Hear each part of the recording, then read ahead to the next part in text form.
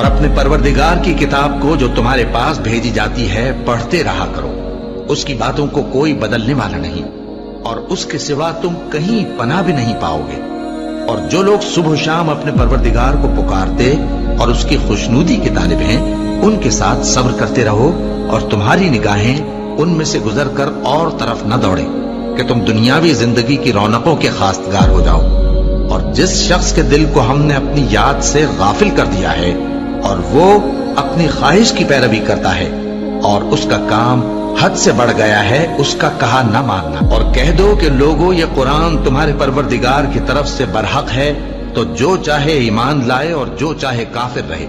ہم نے ظالموں کے لیے دوزخ کی آگ تیار کر رکھی ہے جس کی قناتیں ان کو گھیر رہی ہوں گی، اور اگر فریاد کریں گے تو ایسے کھولتے ہوئے پانی سے ان کی داد رسی کی جائے گی جو پگھلے ہوئے تانبے کی طرح گرم ہوگا اور جو ان کے چہروں کو بھون ڈالے گا۔ ان کے پینے کا پانی بھی برا اور آرام گاہ بھی بری۔